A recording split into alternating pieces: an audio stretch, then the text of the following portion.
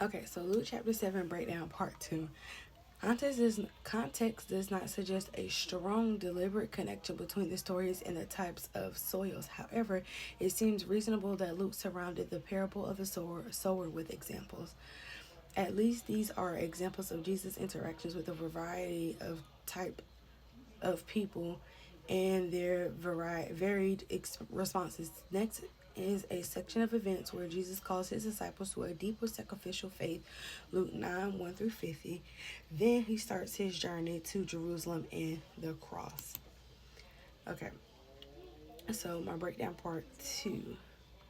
Luke chapter 7 demonstrates Jesus' authority over sickness, death, and sin, revealing the importance of faith, especially in unexpected places like the Gentile Centron. The chapter also highlights Jesus' compassion for the grieving and marginalized, such as the widow and the sinful woman, while contrasting genuine repentance and love with self-righteousness of religious leaders.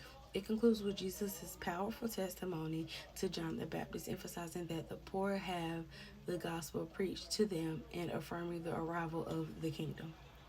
So, key themes and stories: the Centurion's great faith. A Gentile Centurion, exceptional faith, even though he was a foreigner, leads to the miraculous healing of his servant without Jesus needing to be present, showing that faith can be found in surprising places. Compassion for the grieving. Jesus encounters a grieving mother at Nain, and with compassion raises her dead son back to life, demonstrating his authority over death. The sinner and the Pharisees. In the house of the self-righteous Pharisee, a sinful woman anoints Jesus' feet with her tears and perfume, contrasting her true repentance and great love for God with the host's lack of gratitude. John the Baptist's doubt. John the Baptist sends his disciples to ask if Jesus is the one to come. Jesus responds by detailing his miraculous acts, healing the deaf, blind, and dead, in the poor, or having gospel preached to them, affirming his messiahship. So, central meanings. The nature of faith. The chapter emphasizes that faith, especially humble and confident faith like the Centurions, bring about God's power. The scope of God's grace. Jesus' ministry to a Gentile Centurion and a notorious sinner highlights that his message of salvation and forgiveness is for everyone, not just the religious elite.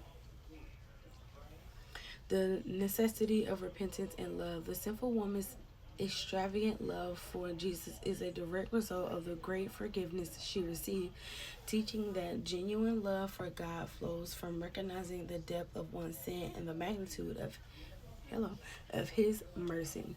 Jesus' divine authority. Through the healing of the servant and the raising of the widow's son, Jesus demonstrates his unique authority over sickness and death, confirming his divine identity. Okay, y'all, that is all I have for the full breakdown of Luke chapter 7. I'll see you guys later. Bye.